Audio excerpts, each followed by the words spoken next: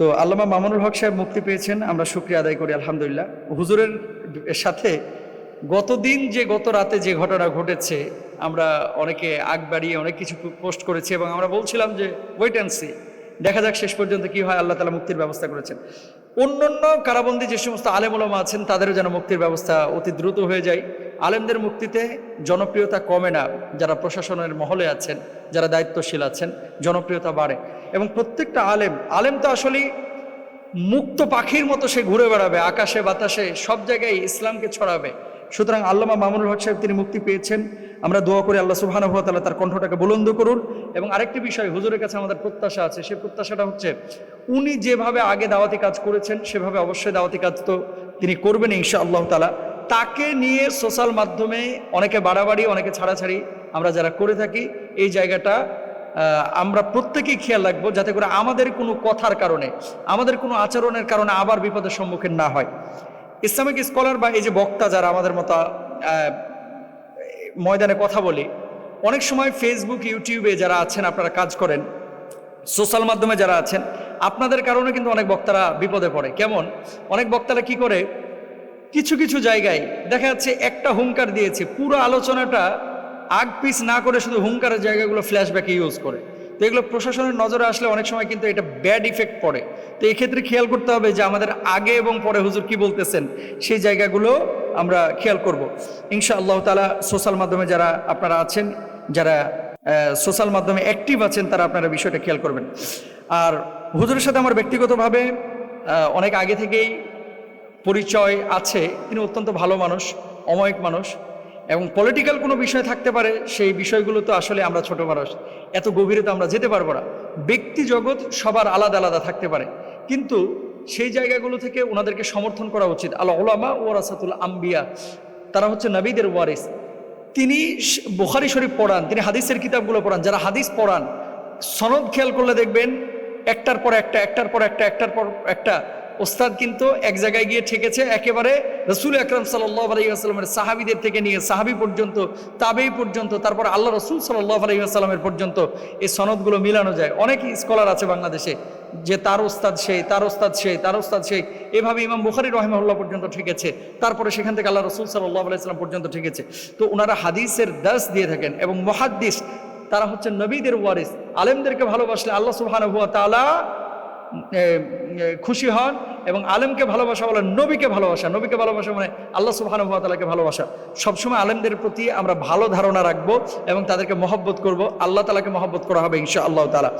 আর ওস্তাদের ব্যাপারে আপনাদের কাছে বিশেষ করে, যেহেতু এটা সোশ্যাল মাধ্যমেও যাবে আলোচনাটা, অনেক সময় ইসলামিক স্কলাররা এই যে আল্লামা মামুনুল হক সাহেব বলেন, খালিদ সাইফুল্লাহ আইয়ুবী বলেন, ডক্টর মিজানুর রহমান আজহারী সাহেব বলেন, আমাদের মতো কিছু ছোটোখাটো যারা ভাইরা আছি, মাহফিলে যাওয়ার পরে কমিটি কিছু কথা বলে, কেমন? হুজুর আজকে কিন্তু কাঁপায়া দিতে হবে, হুজুর আজকে কিন্তু গরম ওয়াজ করতে হবে। এই যে কাঁপানো, ভূমিকম্প তোলা, গরম ওয়াজ করা, এগুলো আপনারা কোনো বক্তাকে বলবেন না প্লিজ। আপনারা বলবেন যে কোরআন হাদিস থেকে স্বাধীনভাবে নিট অ্যান্ড ক্লিন কথা বলেন। এ কাঁপানো, ঝাঁকানো, ভূমিকম্প তোলা, গরম করা, এগুলো অনেক সময় বলে বক্তার উপরে প্রেশার ক্রিয়েট করেন যে ঢাকা থেকে নিয়ে এসেছি, হুজুর একটু গরম করতে পারলো না। এই ধরনের আচরণগুলো আল্লাহ তাআলা আমাদেরকে যেন না করান, আমরা সবাই চেষ্টা করব। হুজুর মুক্ত বাতাসে এসেছেন, আল্লাহ তাআলা তাকে নিয়ে এসেছেন, তিনি আমাদের মধ্যে থাকবেন ইনশাআল্লাহ তাআলা। তার হায়াতে, রিজকে, ইলমে, আমলে বারাকা দান করুন। এই 3 বছর যে ক্ষতিটা হয়েছে, ডক্টর আব্দুল্লাহ জাহাঙ্গীর রাহিমাহুল্লাহ একটা কথা বলতেন সবসময়, যে এদেশের মানুষের ধর্মীয় আবেগ অনেক, কিন্তু ধর্মীয় জ্ঞান মোটেও নাই। 9:30টার দিকে যখন দেখলাম যে ফেসবুকে ভাইরাল, আমি 2-1 বক্তার কমেন্ট বক্সে গিয়ে কমেন্ট করলাম। কেন কমেন্ট করেছি? আমি সচরাচর কাউকে এভাবে কমেন্টও করি না, এবং মানে প্রতিরোধমূলক কোনো বক্তব্য কখনো সাধারণত দেওয়ার চেষ্টা করি না, যদি জাতীয় ইস্যুতে পরিণত না হয়। আমি কমেন্ট করলাম যে ভাই, আপনি যে ছবিটা ইউজ করেছেন এটা তো 4 বছর আগের ছবি, আজকে কেন ইউজ করছেন? মানে 4 বছর আগে যখন তিনি কোনো মাহফিলে গিয়েছেন অথবা কোনো একটা জায়গা থেকে বের হয়েছেন, তাকে মালা দিয়ে বরণ করা হয়েছে, ওই ছবিকে নিয়ে এসে গাড়ির ভিতরে তিনি যে বসে এইভাবে তাকায় আছেন পেছনে, এটাকে নিয়ে এসে আলহামদুলিল্লাহ তিনি মুক্ত বাতাসে। অনেক বক্তাও এ কাজ করেছেন, হৃদয়ে রক্তক্ষরণ হয়। আমি একটা কথা বলি, গণমাধ্যম বা স্যাটেলাইট মিডিয়ার সাথে আমি জড়িত প্রায় 12টা বছর হয়ে গেছে। আজকে বাংলাদেশে অনেকে মিডিয়া বুঝে না, কিন্তু ভাবসাব এরকম যে মিডিয়ার সব জানতা উনি। আমি অত জানি না ভাই, তবে একটা কথা আপনাকে বলি, ফেক আইডি বা ফেক নিউজ বা ফেক কোনো ছবি দিয়ে আমাদেরকে একটা কিছু খাওয়াই দেবেন, এটা কিন্তু সম্ভব না। যখন আপনি দেখবেন যে ওই কোনো মাহফিলে হয়তো বা হুজুর গিয়েছিলেন, গ্লাস খোলা গাড়ি দিয়ে যাচ্ছিলেন, সেখানে হাত নাড়াচ্ছিলেন, এতটুকু কমন সেন্স নাই এদেশের কিছু মানুষের যারা ফেসবুক অনলাইনে অ্যাক্টিভ।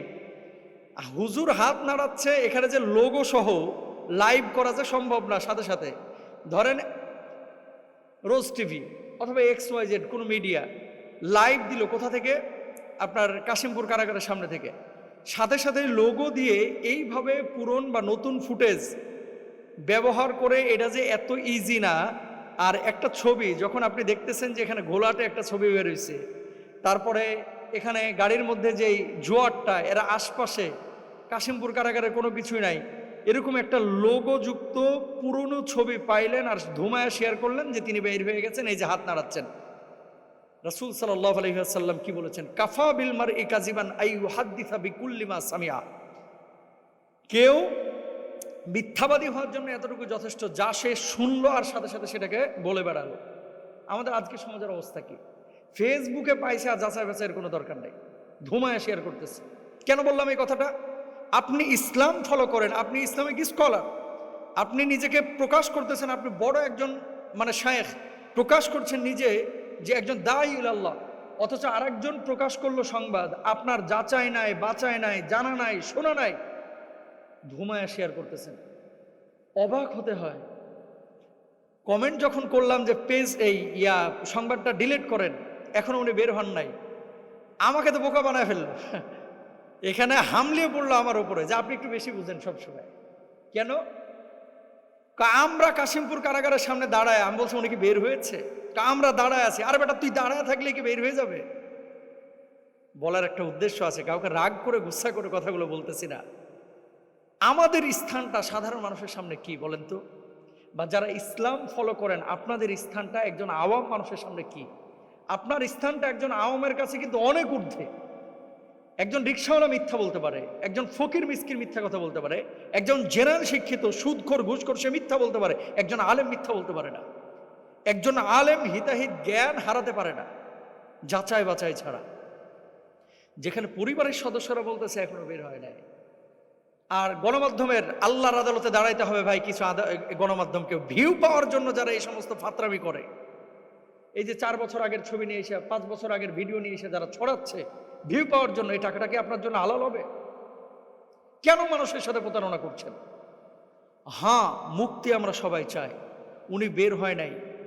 আপনি যে টানা একেবারে এই তো বের হয়ে গেছে, এই তো আলহামদুলিল্লাহ মুক্ত বাতাসে, সবাই চাই, কিন্তু এখানে আপনি কি কাজটা করলেন? আমাদের আবেগের কারণে, আমাদের বিবেক কাজ না করার কারণে কিছু কিছু সময় অনেক আলেম ওলামা খেসারত দিতে হয়।